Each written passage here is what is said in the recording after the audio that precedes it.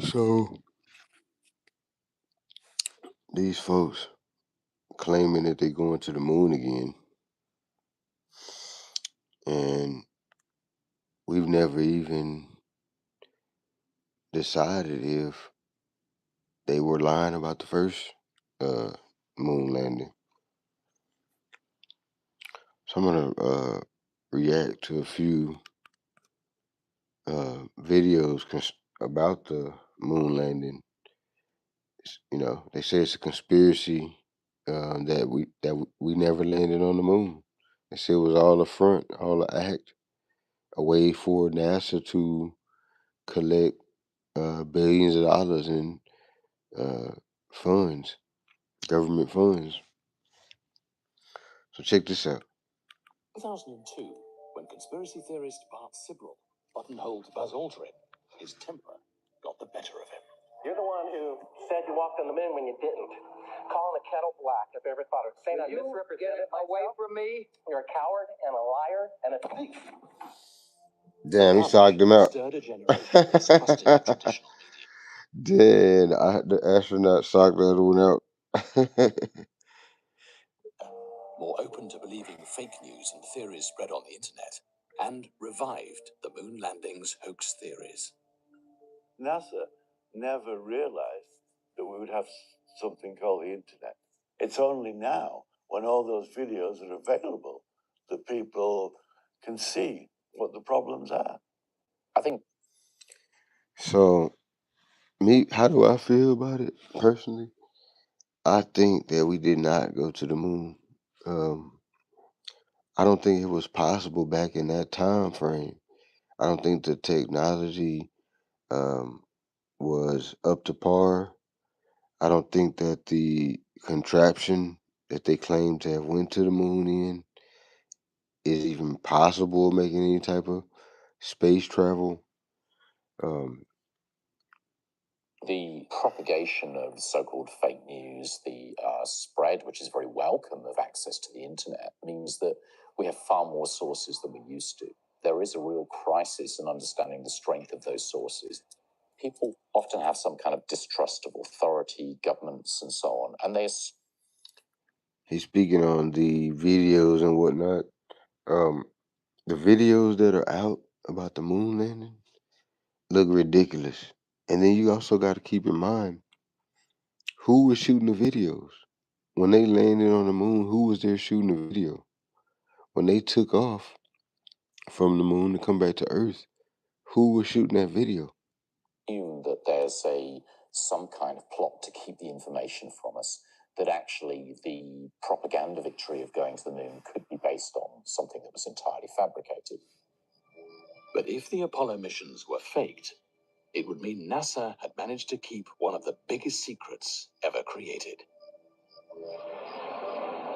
50 years ago, the Soviet Union and the USA were locked in a struggle for global dominance. Then on October, That to me, I think that's a lot of the reason why they lied about the situation was because it was like a competition with Russia. It used to be called the USSR, I believe. Russia and America was having like a race to make it to the moon. So I believe that's why, they decided to go ahead and lie about it just to win the race. October the 4th, 1957, the Soviets launched Sputnik, the world's first satellite, into orbit. A breakthrough that hit America hard and made the race to space even more crucial. There's no doubt that the space race in the 1960s was driven by superpower rivalry. There was a degree of anxiety in the West about the advancements. You know what? I didn't know that. That was new to me. That the Russians launched the first satellite. Soviet technology, and feeling the West somehow had lost its leadership and needed to catch up. We choose to go to the moon in this decade and do the other things, not because they are easy, but because they are hard. At the peak of the Apollo program, NASA employed 400,000 people. But was putting a man on the moon so important? Even while I'm watching this video on YouTube, the the technology that they got, in this NASA station or whatever, it looks ancient. It looks like some ancient ass, you know, lightning tubes and stuff like that. The old, super old electronics, old technology. None of it looks like it's capable of making any type of moon landing or any type of anything really. That the United States government faked it. If so, a legion of NASA employees not only participated in the deception, but they kept the secret from the rest of the world. That was such a seminal event that it wasn't just about the mission itself, but the way that that influenced wider life. People began to think, oh, we can do space travel. We can actually go to other worlds. We cannot go to other worlds, and we didn't go to the moon. We're gonna see. We're gonna see, 'cause they claiming that they're gonna make a trip to the moon. They're claiming that now they're gonna go ahead and make a trip to the moon. I think now they're not gonna fly and land on the moon. I think now they're trying to actually fly around the moon and then come back.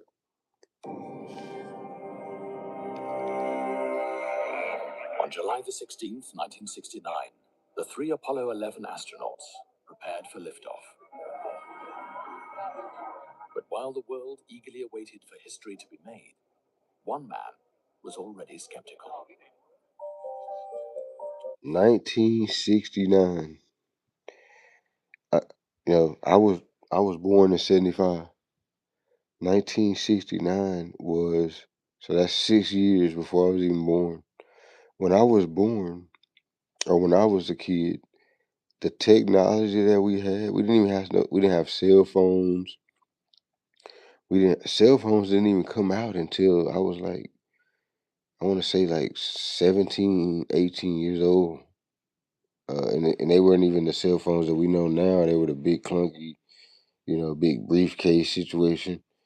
So we didn't even have cell phones. We didn't even have any type of technology at that level to even have a cell phone. But we went to the moon.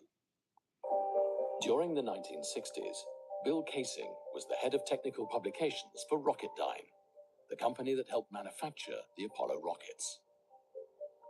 Kaysing, who claimed he had access to some of its top secret documents, questioned the competence of the Apollo project.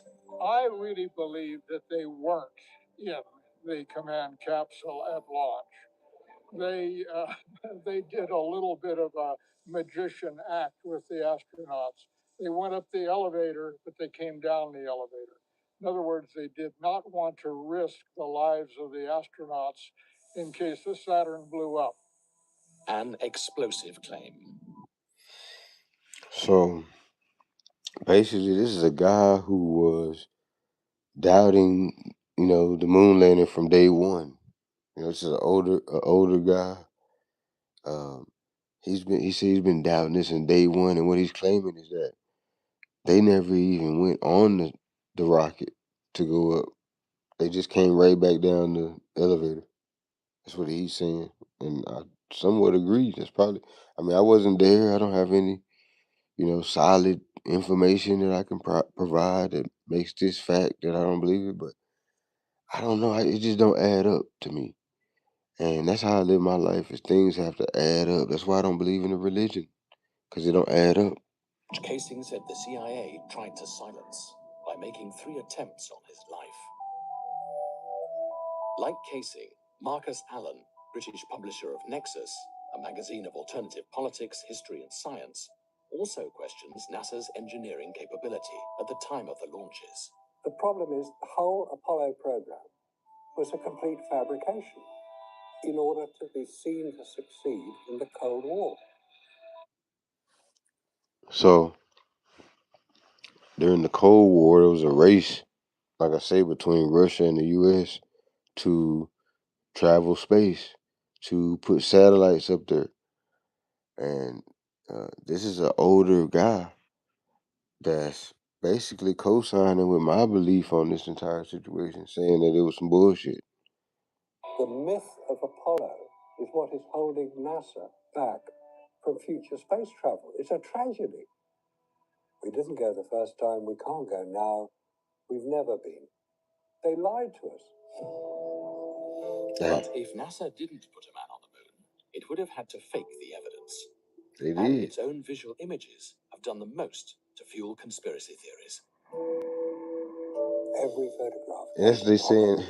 So that's what he just said is their actual the media that they provided, the media that NASA actually provided is what everybody uses to debunk the whole thing.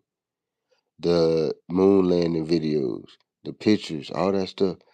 Who was taking those pictures? Who was who took the pictures when it took off? Okay. How did they let's say there I heard someone say there was a moon rover that stayed back and took the pictures. Okay, so how did they get the pictures to after it took the pictures, how did they get the pictures to we didn't have email, you couldn't send anything like that. Like we didn't have the capability of sending photos electronically back then. We didn't have no capability like that. So, if there was a land rover on the moon and it took the pictures of the moon of the spaceship taking off to come back to Earth, how did they get the pictures? Online, 5,771. Some of them are not particularly good. Some are out of focus. Some are light struck. Some just don't show very much of interest. And some of them are very good indeed. And it's the very good ones I question. I do not believe they were taken on the moon. They were taken here on Earth. Conspiracy theorists believe NASA faked all 6 of the Apollo moon landings and point to these NASA Oh, there was supposed to be photographs 6. I didn't even know that. So there were 6 moon landings.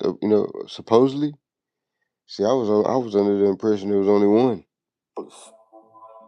Some of the most renowned claims suggest that areas lit from behind should be in dark shade, when in fact, they reveal full detail.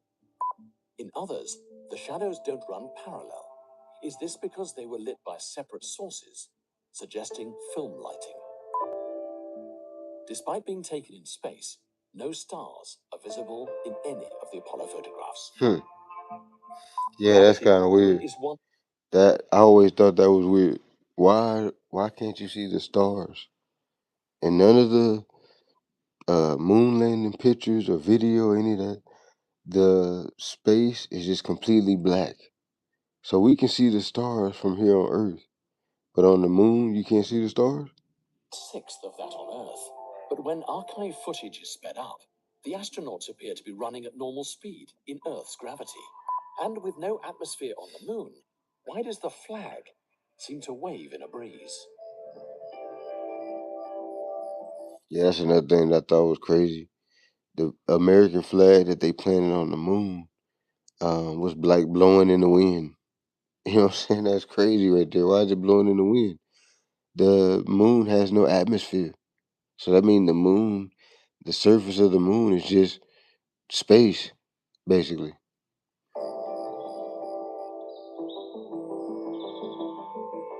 I mean, they say it has no atmosphere, so we don't really know that to be true, actually. For the purpose of this program, we filmed an experiment on a lunar set built in the Trona Pinnacles in the Californian desert to challenge the hoax theories and put these claims to the test. Yeah, and they By actually testing some of the most famous conspiracy arguments and addressing new evidence, can we put the lunar hoax theories to rest once and for all? I don't think you can put it to rest because it's true. It was a hoax. This is Apollo Control Houston at 105 hours down to the flight Apollo 11. People all over the world were eagerly tuned in to the historic event. Dass ein Mensch zum ersten Mal den Mond. Astronomer Sir Patrick Moore reported the mission live on British television. Ever since the dawn of human history, we've dreamed about going to other worlds, and this was the first time it had been done. And of course, it was an exciting time. And then here's another thing about this whole space travel and all this bullshit, right? Why is it even a thing? Why do we give a fuck about trying to travel to other planets and all this bullshit?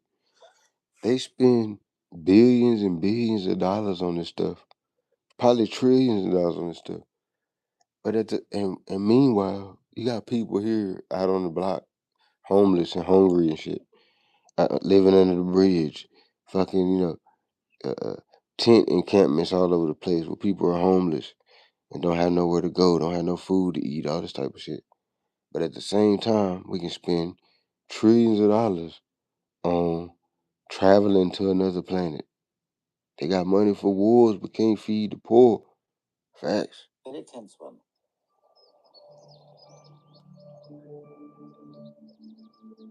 5, 4, 3, 2, 1, 0. Liftoff. We have a liftoff. There were some amateur radio enthusiasts who built a very large dish and were able to actually listen in to the astronauts talking from the moon's surface. They didn't hear mission control. They were able to pick up just the astronauts by themselves. Ian Morrison witnessed Damn. They said somebody had tapped into the broadcast and it was only the astronauts. from a unique perspective. A student at the Jodrell Bank Radio Telescope near Manchester, England, he took advantage of the facilities and listened into the mission of his own accord. I should say that we were not officially tracking the Apollo craft. We were doing this for fun, our own fun and our own interest. So this is a guy, an astronomer his name is Ian Morrison. I believe he has some kind of connection with the Hubble telescope. And he's telling us about how his perspective.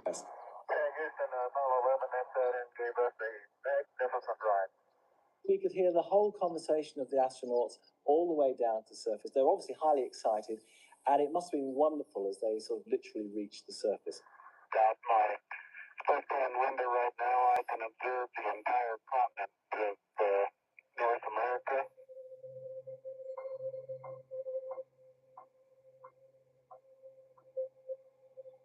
Okay, engine stop. Here's something that I personally always wanted to know.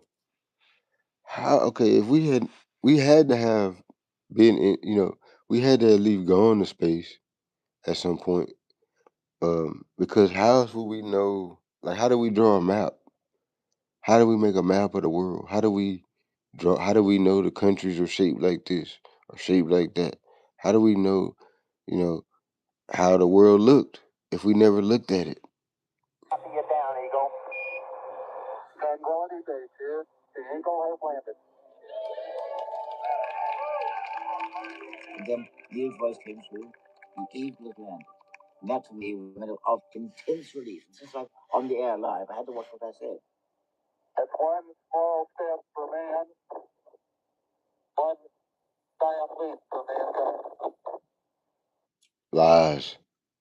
It was not one giant leap for mankind. It was one giant leap for NASA because they the ones who collected all the goddamn funds.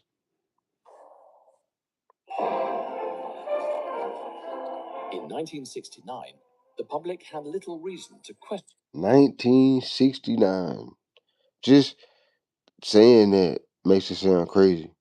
1969, we went to the moon.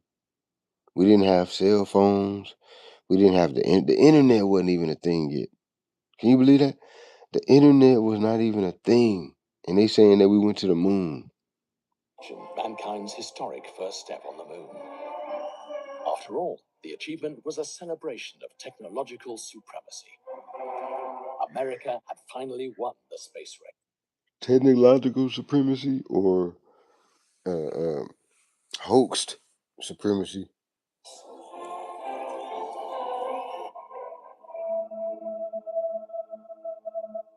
Mankind's first steps on the moon have become the epicenter of hoax theories. Conspiracy theorists claim NASA faced a formidable challenge with its primitive 1960s technology. Just 14 months before the Apollo 11 mission. And then when you look at the spaceship that they traveled in, it looks like it's made out of fucking aluminum foil. Like, really just look at it. It really looks like it was made out of aluminum foil. And they saying this contraption flew through all these different radiation belts, flew 300,000 miles away to land on the moon, and they were still in contact. How were they still in contact with these people 300,000 miles away? We didn't have cellular service. We didn't have, and even if you did, it wouldn't work in the fucking moon. This is some bullshit, y'all. Neil Armstrong test piloted a prototype lunar lander. The result was disastrous. Unfortunately, it went out of his control, and luckily he was able to eject before it crashed in flames. If they couldn't get a simulator to work... So they built a simulation aircraft and flew it before they did the actual mission, and the pilot actually crashed it, and it didn't even work right. So it wouldn't even work right on Earth, but it went perfect on the first try on the moon. Come on now. And you got to think, like I say, the first try, the moon landing, that was our first try, first attempt at even doing that. So you think we can pull off something like that on the first shot, and everything goes perfect? Work on Earth, how in the world could they get the actual lunar module to work on the moon? They couldn't even get it to work on the Earth. There was no provision for rescue. Had they made a faulty landing, they couldn't have got back. That would have been too ghastly to contemplate. Conspiracy theorists question not only the technical capabilities of the landing craft, but also the computing power that guided it. They didn't have the technology to do it. And the risk is too great. They could not afford to risk failure. They wouldn't allow themselves to rely on science and technology to get them there. Pat Norris is a former space system and software engineer hired by... The technology was not up to par. It was not up to the level of going to the moon, landing on the moon, and coming back, and being able to communicate with these people during the entire process. We just wasn't there as a country as far as technology. NASA to analyze the Well, I'm not even gonna challenges say of as a navigating to country, the moon as the human race. We just wasn't there yet. and back. And I don't even think, to be 100% honest, I don't even think we there now. But we finna find out, because they pretending like they finna do another moon landing, or another mission. But by the mid-1960s, computers were available that were powerful enough to do the calculations needed for such a complicated mission. Of course, No, they were not. with today's computers, they were... No, a calculator. Your phone. I can almost guarantee you, your phone, if you got an iPhone or some type of smartphone, I can almost guarantee that your phone is more advanced technology than NASA was using at the actual NASA station in 1969. Your phone has GPS, cellular service, all kind of stuff. Your phone is way more technologically advanced than the actual computers and whatnot that NASA was using in 1969. Your phone is more advanced than that. very primitive. While these advancements should surely encourage a new line of missions, conspiracy theorists argue that this is enough to question if we ever could have gone in the first place. We're talking about the mid-1960s. I don't. They be calling a lot of this stuff conspiracy, cause that's, to me, saying conspiracy is a lightweight trying to say it's a lie. You know what I'm saying? But it's not a conspiracy. Y'all just didn't do this. It's a fact that y'all didn't do. Y'all didn't go to the moon. This is a fact, bro. And computers occupied rooms. The sort of computing power that you have in a mobile phone today would be greater than the computing power that was alleged to have been used to land man on the moon. Did I not just say that? I literally just said that. I haven't watched this video before. This is the first time watching this. I literally just said that. One of the reasons that we had difficulty in navigating close to the moon was that the computers available weren't able to provide a sufficiently detailed mathematical model of the moon's gravity. Perhaps there wasn't enough information, but even if there had been enough information, the computers probably wouldn't have been able to cope with it. And then here's another thing. If we didn't have any satellites or we didn't have the technology, how would you even know that it's even possible for a human to even make some type of trip like that? How do we know, anything about? How do we know the speed the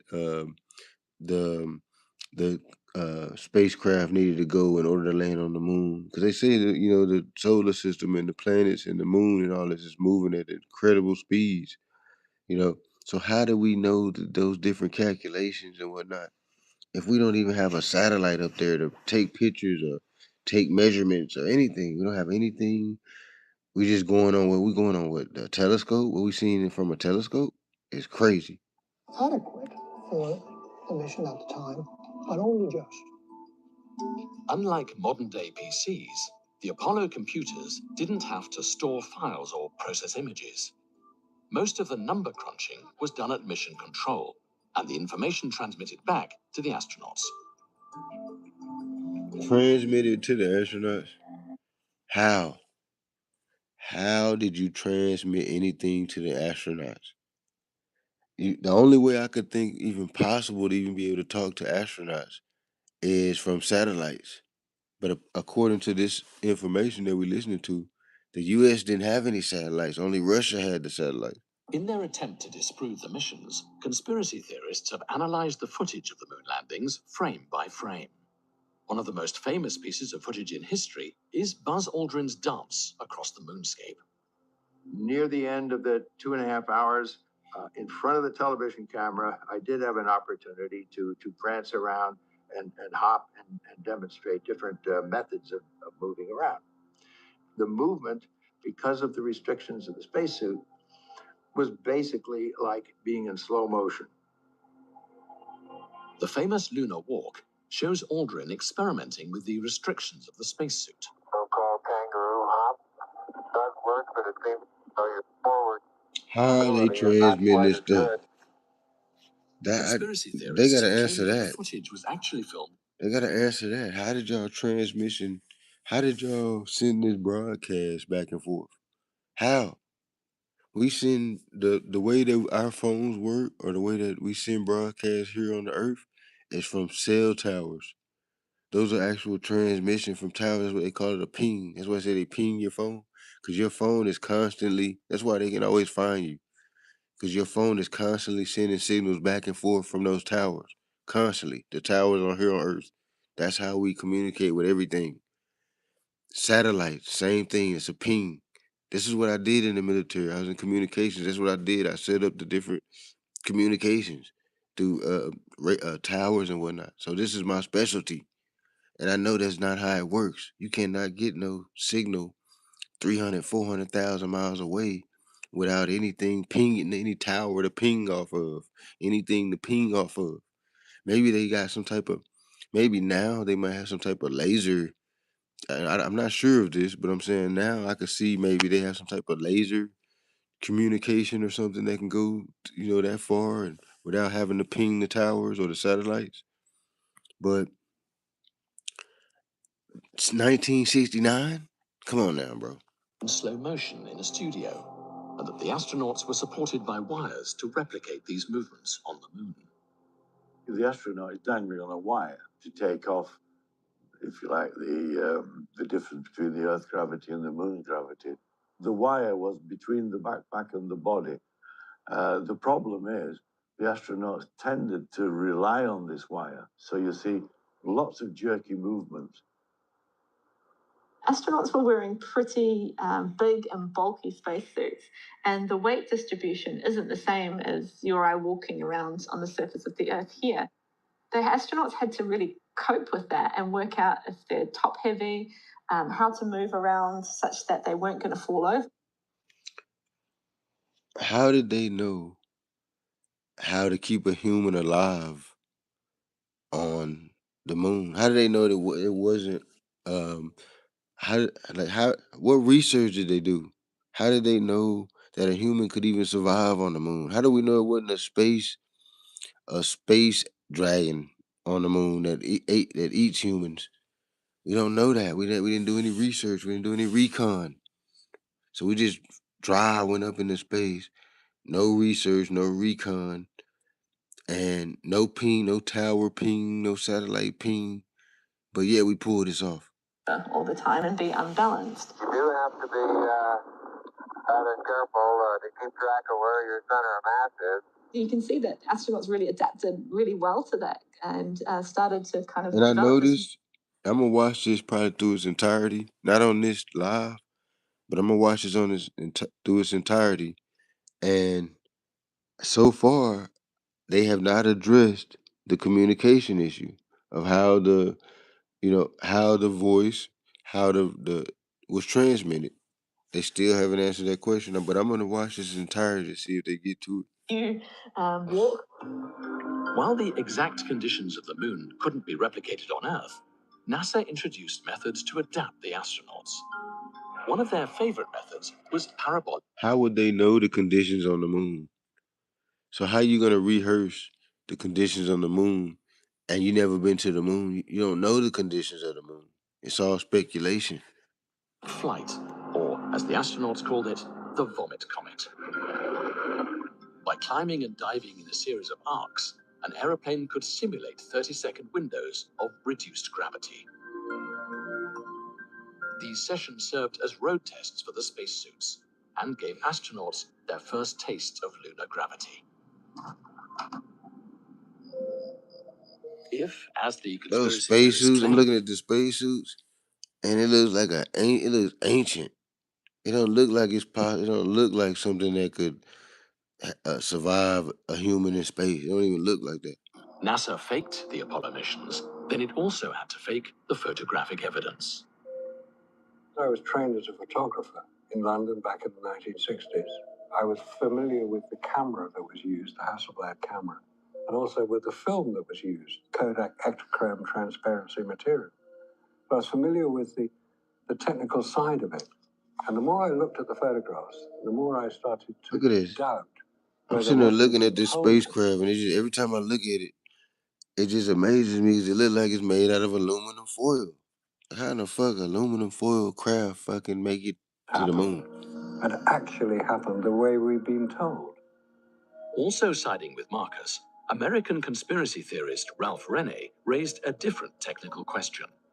Could the gloves the astronauts wore on their pressurized spacesuits have actually worked on the moon? Exactly. That's what I was just saying. Full of vacuum. That's what I was just saying. How would they know that any of that equipment, as far as the spacesuit, as far as the craft, how would you know that any of this stuff works on the moon when you never been in that environment? You never had a human in that environment before. You never had a spacecraft in that environment before. So you just risking that you don't have any type of technology, any type of satellites or anything to make any type of real measurements or anything. So you just basically leaning on the fact that you hope this works. So you're gonna send people out here hoping that this works, hoping that whatever you came up with is right. Chamber I created, and I have a glove inserted inside of it. And it was to prove that the flexibility they shown in their suits and gloves are impossible. Right now, I can put my hand in there and I can move it every which way. I can grasp, I make a fist, I can lift up, down. But as soon as I throw this switch here, I evacuate the chamber. As air is sucked out of the machine, the vacuum makes it more and more difficult to move the glove. And this glove doesn't want to move. I can't bend it backwards.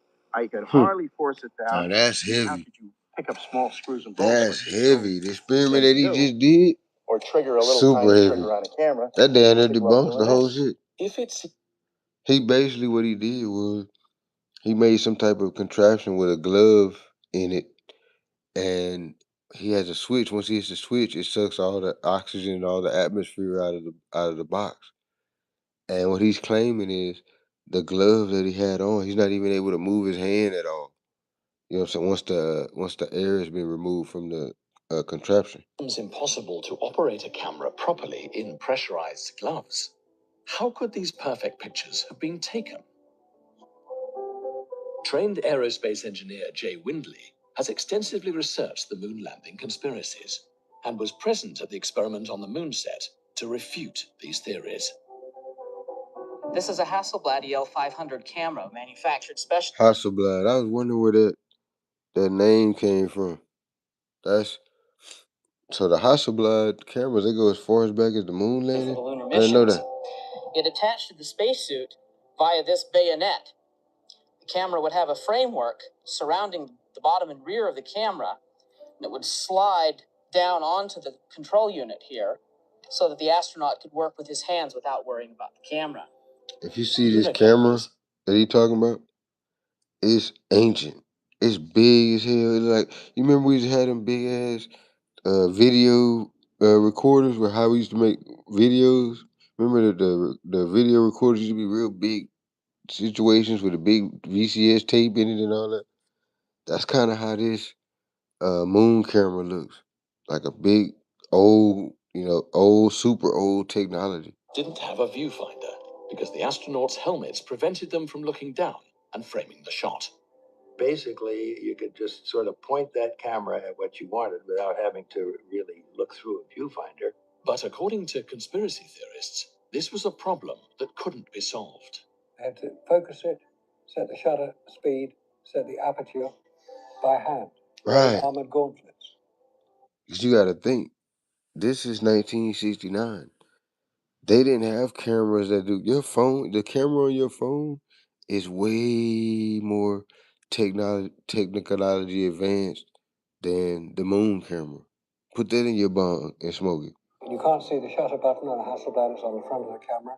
You didn't know if you'd taken a photograph because you can't hear anything in space. You can't see the counter diodes on the side of the camera.